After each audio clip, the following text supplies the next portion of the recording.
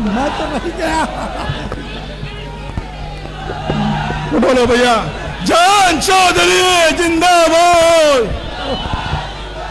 जान चौधरी राष्ट्रीय लोकदल, जान चौधरी राष्ट्रीय लोकदल, जान चौधरी राष्ट्रीय लोकदल, भाईचारा जिंदाबाद, भाईचारा जिंदाबाद, Sardar Patel Chaudhary general Singh, Sardar Patel Chaudhary general Singh, Sardar Patel Chaudhary general Singh, doctor Ambedkar Chaudhary Ajay Singh, doctor Ambedkar Chaudhary Ajay Singh, doctor Ambedkar Chaudhary Ajay Singh, जान चौधरी राष्ट्रीय लोकदल, जान चौधरी राष्ट्रीय लोकदल।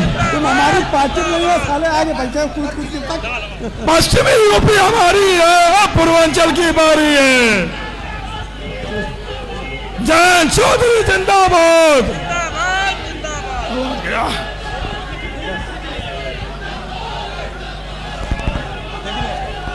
बहुत बहुत धन्यवाद। पंचायत सदस्य अवस्थी, उनको भी ज्वाइन करा दीजिए, आए हैं भैया। अब जाना ज्वाइन कराने दो। अरे हटो तो एक सेकेंड। जय चौधरी जिंदाबाद, जय चौधरी जिंदाबाद, जय चौधरी जिंदाबाद, जय चौधरी जिंदाबाद। आप सबके दिलों की धड़कन माननीय जयंत चौधरी जी यहां उपस्थित हैं, कृपया व्यवस्था बनाए रखिए। जयंत चौधरी जिंदाबाद, जयंत चौधरी जिंदाबाद। कृपया ध्यान दीजिए, अपने अपने स्थान पर हो जाइए, कार्यक्रम को सफल होने दीजिए। प्लीज अपनी अपनी जगह ले लीजिए, प्लीज अपनी अपनी जगह लीजिए। और इस मंच पर जितने लोग हैं उनसे निवेदन है कि वो अपनी अपनी जगह पर हो जाए। साथियों, शांति और व्यवस्था बनाएं, शांति और व्यवस्था बनाएं। अब हम राष्ट्रीय लोकदल के राष्ट्रीय अध्यक्ष माननीय जयंत चौधरी जी को दावत देते हैं कि वो आवें और संकल्प पत्र जो है उसको रिलीज करें, और उसके साथ साथ जो बात है वो बात आप तक पहुंचाएं। माननीय जयंत चौधरी जी।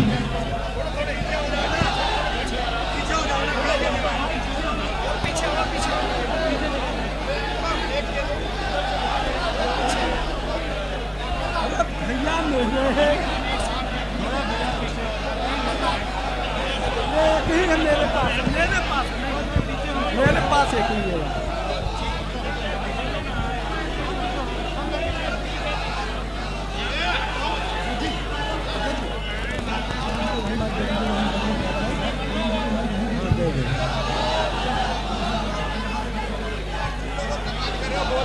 बोलने दोगे? थोड़ा पीछे हो जाओ, थोड़े थोड़े हम बोल, थोड़े थोड़े पीछे हो लो, थोड़ा पीछे, थोड़ा पीछे। बिलाल जितेंद्र भाई, हाँ माननीय जितेंद्र जी आइए, आइए माननीय जितेंद्र शुक्ला जी आ जाए। कहाँ है बिलाल सर? ज्वाइन कर रहे हैं, माननीय जितेंद्र शुक्ला जी ज्वाइन कर रहे हैं। अब बस बैठ, अब बैठ जाइए, बैठ, बस रुक जाओ। अब शांति बना लो, जिंदाबाद सबके दर्द हो गई, शांति बनाइए।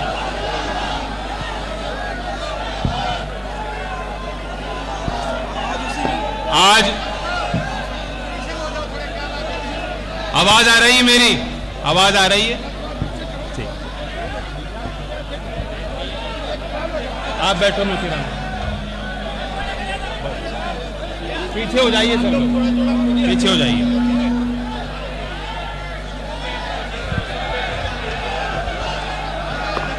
आप भी फोटो लेके बस, थैंक यू। आप आगे से हट जाएंगे। जो लोग बैठे हैं उनका अनुशासन, जो बैठे हैं उनके अनुशासन को खराब मत कीजिए। आप हट जाइए, हमको हटिए, आप हटाइए, जाइए जाइए। कोई जल्दबाजी नहीं है, चिंता मत कीजिए, शांति बनाइए, उसके बाद ही मैं अपनी बात रखूंगा।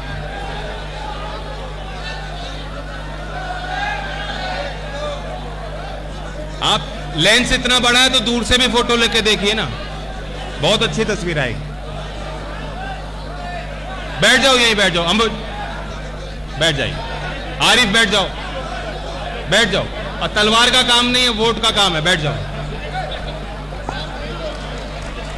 प्रदेश के हर कोने से आए हमारी पार्टी के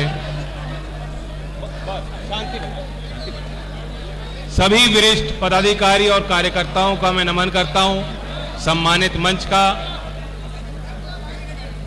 आज बहुत शुभ अवसर है और बहुत सोच समझकर हमने ये माइक बंद करना पड़ेगा, बंद कर दीजिए। बहुत सोच समझकर हमने ये तारीख तय की थी,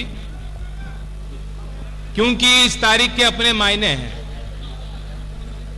सरदार पटेल जी जो आज भी देश के सर्वमान्य किसानों के सबसे बड़े नेता माने जाते हैं, आज जो हमारे देश का स्वरूप है उसे बनाने में और बचाने में उनका सबसे बड़ा योगदान, और देश में वन एंड ओनली लौह पुरुष हैं। कहने को तो बहुत लोग क्लेम किए हैं, लेकिन one and only Sardar Patel ही लौह पुरुष है। तो मैं उनको अपनी श्रद्धांजलि अर्पित करता हूं। और आज के तारीख से हमारी मंशा थी कि जब हम कुछ नई चीज प्रदेश की जनता के आगे लाएंगे तो जनता को विश्वास होगा कि आज के पावन अवसर पर अगर कोई कुछ कह रहा है तो निश्चित तौर पर ईमानदारी से उसका पालन भी किया जाएगा। सरदार पटेल जी के संदर्भ में हमें यह भी कहना पड़ेगा, बहुत पीड़ा है इसे कहते हुए, कि आज मौजूदा हालात प्रदेश के और देश के अच्छे नहीं है, किसानों के नहीं है, मजदूर के नहीं, गरीब के नहीं है। लगभग 1 वर्ष से लगातार किसानों का आंदोलन चल रहा है, बड़ी बड़ी कुर्बानियां लोगों ने दी हैं। कल भी एक किसान टीकरी बॉर्डर पर शहीद हुए, जींद जिले, हरियाणा जिले से वो आके वहां बैठे थे, 63 साल की उनकी आयु थी, उनका निधन हो गया। और देश और प्रदेश आप सब गवाह हो किस तरह से लखीमपुर की भी घटना आपके आंखों के आगे हुई। यह आंदोलन इतने लंबे समय से चल रहा है, लेकिन देश के इतिहास में पहली बार यह आंदोलन नहीं हुआ। किसानों को तो लड़ना पड़ता है, संघर्ष करना पड़ता है। आजादी के पहले भी इतिहास के जानकार इस बात को जानते हैं, बड़े बड़े आंदोलन किसानों ने रचे। 1874 में शायद पहला एक बड़ा आंदोलन दर्ज हुआ, जिसे डेक्कन आंदोलन माना जाता है, महाराष्ट्र और कर्नाटक में बाबा साहेब देशमुख जी के नेतृत्व में। और वह आंदोलन था महाजन से, उस चुंगल से किसान को छुटकारा दिलाने के लिए, 1874 में। उसके बाद 1906 में संयुक्त पंजाब में, जिसकी लपटें, जिसकी पहुंच पूरे उत्तर भारत तक फैली थी। और आपको याद होगा कि दयाल जी का एक बहुत फेमस गाना था, जिस नाम से ही वो आंदोलन जाना जाता है, कि पगड़ी संभाल जट्टा, जो शहीद भगत सिंह जी के चाचा जी चौधरी शहीद अजीत सिंह जी ने उसका नेतृत्व किया था 1906। महात्मा गांधी जी के सत्याग्रह के पहले भी 1914 में झारखंड के आदिवासी लोगों ने आवाज उठाई किसानों की, अंग्रेज हुकूमत के खिलाफ। और वो लड़ाई आज के तेलंगाना और पश्चिम बंगाल में आंदोलन वहां तक पहुंचा। उसके बाद 1917 में चंपारण आंदोलन प्रसिद्ध है। गांधी जी ने वहां जो किसानों की बात थी, इंडिगो प्लांटेशन के विरोध में, अंग्रेजी क्रूर शासन के विरोध में, किसान खड़े उठे और वे चीज भारत के इतिहास में अच्छी तरह से दर्ज है। 1921 में मालाबार के क्षेत्र में बहुत बड़ा आंदोलन हुआ। वे जमींदारों के खिलाफ, जो जमींदारों को संरक्षण अंग्रेजी हुकूमत देती थी, उनके विरुद्ध किसान खड़े उठे मालाबार के क्षेत्र में। और फिर 1928 में सरदार पटेल जी ने बारदोली का बहुत बड़ा आंदोलन रचा था।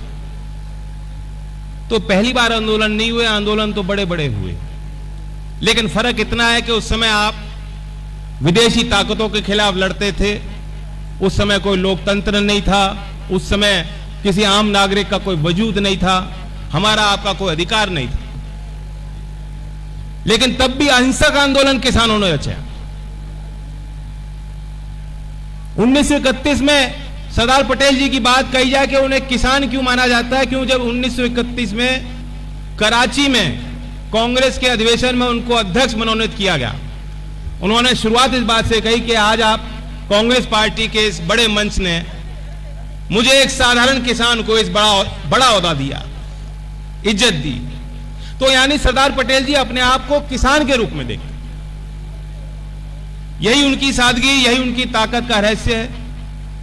और मैं समझता हूं कि आज भी देश भर में जो क्रूर शासक हैं हमारे प्रदेश में, जिसको हम और आप जिससे जूझ रहे हैं, वही किसान की पहचान है, वही किसान की, फार्मर की आइडेंटिटी है जो इनके नीचे की जमीन को खिसका सकती है। और कोई आंदोलन असरदार साबित नहीं हुआ। समय समय पे लोगों की मांग उठती गई, बाबा लाठी चला देते थे, लखनऊ में छात्र आते थे, लाठी चल जाती थी। बेरोजगारी को लेकर लोग चिंतित थे, कभी कभी आ जाते थे कि भर्ती नहीं हो रही, लाठी चला दी। शिक्षा मित्र सड़क पे आ जाते थे, लाठियां चला दी।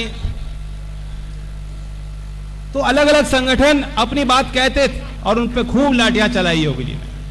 लेकिन वो किसान है जो 1 साल से लगातार डट के खड़ा है, लाठी भी खा रहा है, तरह तरह की उसकी प्रताड़ना हो रही है, तरह तरह की साजिशों का वो सामना कर रहा है, हट नहीं रहा।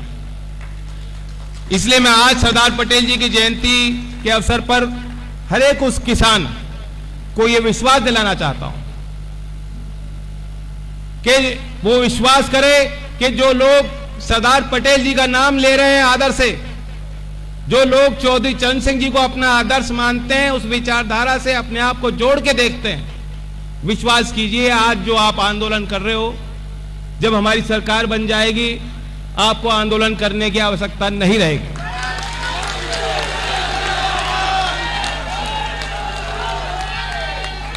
हमने आज जो घोषणा पत्र जारी किया है, सबके हाथ नहीं लगा, सब लोग नहीं पढ़ेंगे, लेकिन मुख्य 22 बातें हैं 2022 के 22 संकल्प, और उसकी वीडियो भी शायद यहां चलेगी, आप देखेंगे, उसका पर्चा भी अलग बनेगा। हम चाहते हैं कि वे 22 की 22 बातों को तो आप दिल में बैठाइए, दूर तक पहुंचाइए। मैनिफेस्टो की कॉपियां भी आपको मिलेंगी, हमारे पार्टी के वेबसाइट पे भी ऑलरेडी वो अपलोडेड है। जो पत्रकार भाई इंग्लिश और हिंदी में अगर उसे पाना चाहते हैं, वहां से भी डिजिटल फॉर्मेट में आपको मिल सकती है। हमने ये घोषणा पत्र तैयार कैसे किया और इतना जल्दी घोषित क्यों किया? 2 बातें हैं जिस पर मैं आपको जानकारी देना चाहता हूं। पहले तो मैं श्रेय दूंगा जो हमने समिति बनाई, उसके अध्यक्ष डॉक्टर यशवीर जी आपके आगे बोले, सह अध्यक्ष अजय कुमार जी पूर्व विधायक, और कुल मिला के 20 सदस्य उस समिति के थे, जिस समिति ने कई बैठकें की, लखनऊ में आके भी कार्यकर्ताओं से भी बातचीत की, विभिन्न क्षेत्र में कार्यरत संगठनों और उनके प्रतिनिधियों से बातचीत की, उनके प्रतिवेदन लिए, उनके सुझाव लिए। कई बार उस मसौदे पे हम लोग बैठे, यहां तक कि कई चीजें प्रचारित नहीं होती। मैंने डॉक्टर से लेके, वैज्ञानिक से लेके, अर्थशास्त्री और यहां तक कि जो एनआरआई हैं, जो उत्तर प्रदेश के मूल निवासी, जो आज विदेश में पढ़ रहे हैं, व्यापार कर रहे हैं, काम कर रहे हैं, अपने परिवार का पालन कर रहे हैं, उनकी संगठनों से भी हमने बातचीत करी जूम के माध्यम से। उन्होंने कई बहुमूल्य सुझाव हमें और समिति को दिए। मैं श्रेय देना चाहता हूं, धन्यवाद करना चाहता हूं पार्टी की तरफ से कि समिति ने बहुत सोच विचार करके जो मसौदा तैयार किया, बल्कि कल देर रात तक भी हमारे टीम के सदस्य इस पे लगे हुए थे और फाइनल एडिटिंग और प्रिंटिंग और सारी चीज। लेकिन इंग्लिश में कहावत है all well that ends well, तो आज हमारे पास अपना मैनिफेस्टो है और ये बात दर्ज हो गई। हमने एक बात तो दर्ज कर दी। हम पहली राजनीतिक पार्टी हैं उत्तर प्रदेश में जो अपना घोषणा पत्र आज सार्वजनिक कर रहा है 4 महीने पहले। मैं मानता हूं कि हमने जो किसानों के लिए, नौजवानों के लिए व्यापार को हम कैसे बढ़ा सकते हैं, जो औद्योगिकीकरण की जरूरत है, जो इंडस्ट्रियलाइजेशन की जरूरत है, जो हमें नई क्रांति लानी है, जिस माध्यम से रोजगार का सृजन हो सकता है, उस विषय को भी हमने लिया। पर्यावरण के विषय को लिया, महिला सशक्तिकरण, खेल की नीति क्या होनी चाहिए कि हमारे खिलाड़ी पदक जीते हैं। आज क्या होता है कि खिलाड़ी यूपी का है लेकिन ना उसके कोई ट्रेनिंग की व्यवस्था, ना उसे कोच, ना उसे खेलने के लिए जमीन या स्टेडियम मिल पाता, ना प्रतियोगिताएं होती, और वो खिलाड़ी अल्टीमेटली जाके पंजाब की टीम से या हरियाणा की टीम से जाके खेलता है। और हो सकता है वहीं जाके बस भी जाते हैं, वहीं जाके उनको मेडल मिलते हैं, वहां की सरकारें उनको नौकरी भी दे देती हैं। इस व्यवस्था को बदलने की जरूरत है। युवा प्रतिभाओं को मंच देने की आवश्यकता है। और कई बात हमने पिछले 1 महीने से जो आशीर्वाद पद कार्यक्रम हो रहा था विभिन्न जनपदों में, मैंने हर सभा में एक नई बात कही भी है, कई सभाओं में वो बातें दोहराई भी हैं कि लोगों के मन में वो बात दिल में दर्ज हो, लोगों को पता लग पाए कि हमारे 2022 के 22 संकल्प क्या हैं। एक बड़ा मुद्दा जो हमने छेड़ा है, 1 करोड़ नौकरी उत्तर प्रदेश के नौजवानों को हम देंगे। मैं जानता हूं कि ये आंकड़ा इतना बड़ा है, मैंने जहां जहां बोला 1 करोड़, कुछ तो नौजवान मुस्कुरा रहे थे और कुछ के हाथ एकदम उठ गए, कुछ तो कूदने लगे और बुजुर्ग भी बहुत उत्साहित हुए। कुछ लोगों के मन में शंका होगी कि 1 करोड़ कैसे होगा, जरूर उठी होगी।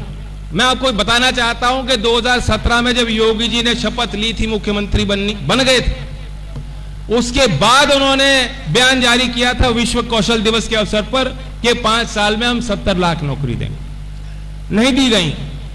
5 साल पूरे हो गए और आज पूरे देश में योगी जी होर्डिंग लगा रहे हैं, कह रहे हैं हमने 4 लाख नौकरी दी। मान रहे हैं कि हमने सिर्फ मात्र 4 लाख नौकरी दी। ऐसे में मैं जानता हूं कि लोग कहेंगे कि 1 करोड़ कैसे पूरा हो। मैं समझता हूं कि अगर सरकार कृषि आधारित उद्योग को बढ़ावा देगी, स्वरोजगार के जो लोग खुद प्रयास करते हैं उनके आगे की जो कांटे बिछाए जाते हैं सरकारी तंत्र के द्वारा, अगर उन कांटों को हम हटा दें, अगर भ्रष्टाचार के खिलाफ हम एक बड़ा अभियान छेड़ें, प्रदेश की कानून व्यवस्था सुधार दें, 5 साल में प्रदेश के 3-4% लोगों को रोजगार देना, 1 करोड़ तो आपको बड़ा लगता है, प्रतिशत तौर पे प्रदेश की आबादी का हिस्सा कितना है? 3 या 4% है। अगर आप 5 साल में 4% लोगों को भी नौकरी नहीं दे सकते, जो लोग कह रहे हैं कि असंभव है, अगर इस असंभव को हमने संभव नहीं बनाया तो प्रदेश का नौजवान यूं ही सड़क पर भटकता रहेगा। सामाजिक क्रांति आएगी।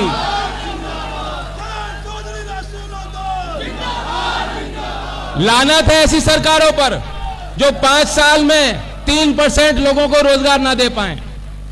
ऐसी व्यवस्था से जुड़कर काम करने का भी कोई फायदा नहीं, और इसलिए इस व्यवस्था को बदलने के लिए व्यापक परिवर्तन लाने का संकल्प मैं खुले मन से, खुले दिल से इस मंच में माध्यम से आपके आगे ले रहा हूं। मैं ये भी मानता हूं कि जो बातें हम कह रहे हैं ना, उसका दूर तक प्रभाव है, और पार्टियां भी हड़बड़ाहट में आ गई, और दल भी कह रहे हैं भाई जल्दी घोषणा करो, और पुराना वाला मैनिफेस्टो लाओ भाई, उसी आधार पे कुछ बोल दो। उन्होंने अब तक किसी से पूछा नहीं था क्या चाहते हो, लेकिन हड़बड़ाहट में आप देखोगे एक के बाद एक अब घोषणा होंगी। हमें इससे कोई गुरेज नहीं। हमने कहा कि हम जो चीज देंगे हम स्वागत करते हैं। भाजपा की सरकार राज्य में है, भाजपा की सरकार केंद्र में है। हमने किसानों को कहा कि 6,000 मिलता, हम 12,000 देंगे, 15,000 देंगे। मोदी जी तय कर ले 23 दिसंबर में 15 का 20 कर दें, सबसे पहले मैं ताली बजाऊंगा। बिजली महंगी है, बिजली बहुत महंगी है। हमने नारा दिया किसान और बुनकर का पुराना बिल माफ, आगे की दर हाफ। हमें कोई गुरेज नहीं होगा। योगी जी तो चाहें तो आज शाम को फैसला ले सकते हैं। योगी जी की तो बस की बात है। हम तो चाहेंगे कि हमने जो घोषित किया योगी जी उससे ऊपर कुछ करके दिखाएं। अभी तो सरकार है, अभी तो 4 महीने चलेगी उनकी। डंडे का कोई असर नहीं पड़ना, लेकिन चल तो रही है अभी 4 महीने। ले लें आदेश, ले लें निर्णय। डीजल और पेट्रोल का भाव, डीजल और पेट्रोल का भाव सैकड़ा पार। हम हर सभा में कह रहे हैं कि मोदी जी देखो इतनी अच्छी बैटिंग कर रहे हैं, सैकड़ा मार दिया। सब पे प्रभाव पड़ रहा है और बदतमीज मंत्री बयान दे रहे हैं कि इससे कोई फर्क नहीं पड़ता, 5% पे फर्क पड़ता है। नहीं, आर्थिक गतिविधियां खत्म हो जाएंगी। सामान को ढोने की एक ही व्यवस्था है, डीजल पे आधारित है। किसान का काम बहुत बड़े पैमाने पर डीजल पे आधारित है। इन्हें कुछ जमीन का मालूम ही नहीं। लेकिन जब हम बार बार बोल रहे हैं कि डीजल डीजल पेट्रोल पेट्रोल, हो सकता है कि योगी जी जाग जाएं, हो सकता है कि चुनाव के पहले 2, 3, 4 रुपए कुछ जो राज का टैक्स है वो कम कर दे। हमें कोई गुरेज नहीं। यही तो बात है। हमने पहल की, हमने मुद्दों की बात की है। इन मुद्दों पे, इन विषयों पर दूसरी पार्टियों को भी गंभीर करने पे हमने मजबूर किया। वरना ये चुनाव, मैं बता रहा हूं आपको, अगला विधानसभा चुनाव किस मुद्दे पर लड़ा जाएगा उससे कोई वास्ता आपका नहीं हो। झोपड़ी में रहने वाले, खेत में खलिहान में काम करने वाले, मजदूरी करने वाले, छोटे उद्यमी, व्यापार स्थापित करने वाले, नौकरी हासिल करने वाले, नौजवान पढ़ने वाले, उनके लिए कोई मुद्दा नहीं होगा।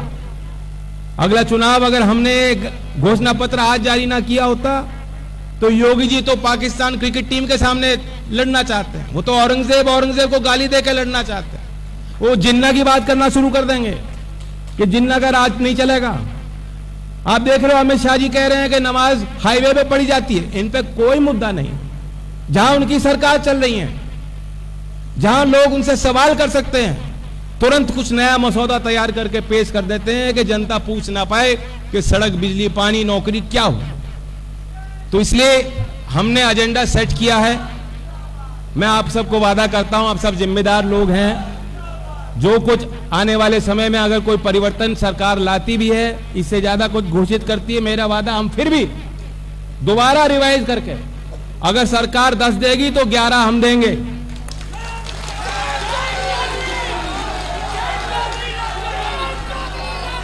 क्योंकि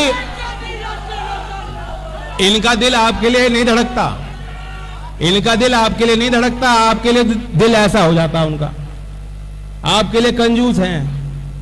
ये मुझे कहने की जरूरत नहीं, 5 साल का अनुभव खूब ले लिया। चाहे गन्ने का किसान हो, चाहे आलू का उत्पादक हो, कोई भी वर्ग में आदमी जान गया कि सरकार ने आपके लिए कुछ किया नहीं। इसलिए मैं विश्वास के साथ कह रहा हूं कि योगी जी अगर आज शाम को भी जाग गए और पूजा पाठ छोड़ करके अगर उन्होंने जो अपने शासन के काम है वो संभाल लिए और शाम को उन्हें एहसास हो गया कि चुनाव जीतना है तो किसान के लिए कुछ करना पड़ेगा, घोषणा कर दी, फिर भी हम उससे ज्यादा करेंगे। क्योंकि दिल खोल के अगली सरकार, दिल खोल के अगली सरकार प्रदेश के नौजवान और किसान के लिए काम करेगी।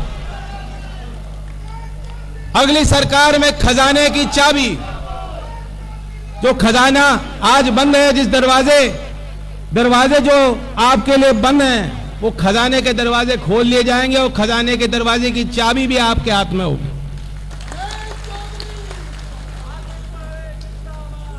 और बाकी वादे तो बहुत हैं, सारी 22 बातें मैं नहीं बता पाऊंगा। मैं चाहता हूं कि प्रत्येक जो हमारा जिम्मेदार साथी है हमारे मैनिफेस्टो को ले, हर पहलू को समझे, और जैसा मैंने पहले भी कहा, इसमें अगर कोई परिवर्तन भी करना है आगे चुनाव तक, और भी कोई सुझाव देता है और कोई चीज ऐसी हो जो हमने लिखी नहीं हो, उससे भी ज्यादा हम करने की मंशा रखते हैं, उससे भी ज्यादा सरकार बनेगी, हम आपके लिए काम करेंगे। अब सभी साथियों को दूर दूर से आप आए, मैं धन्यवाद देता हूं। लखनऊ घूमो, जो लखनऊ के बाहर से आए, लखनऊ घूमो, लखनऊ की चाट खाओ।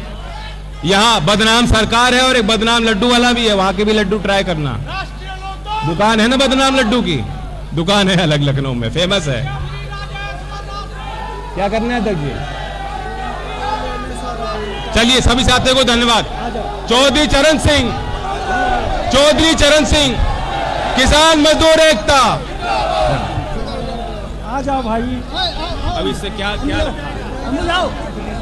रुको ना, क्या बात है? ले लो ये इनका बहुत है और इसको यूं यूं लहरा दो, काट दो विरोधियों की, ऐसे अंदाज में हिलाओ।